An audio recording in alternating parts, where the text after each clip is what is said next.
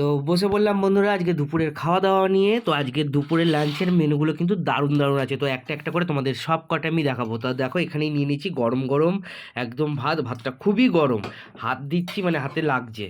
আর এখানে রয়েছে মানকচু বাটা, যেটা মধ্যে কিন্তু সর্ষে, শুকনো লঙ্কা আর নারকেল দেওয়া আছে। এটা আজকের নয়, এটা ছিল গতকালকে।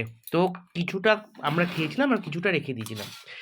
আর দেখো এখানে রয়েছে মাছের তেলের চচ্চড়ি বেগুন দিয়ে। ওফ বাবা, কথা বলবো কি, দেখেই তো জিভ থেকে জল পড়ে যাচ্ছে। আর একটা রয়েছে দেখো লাইলন টিকা মাছ মান কচু দিয়ে তরকারি।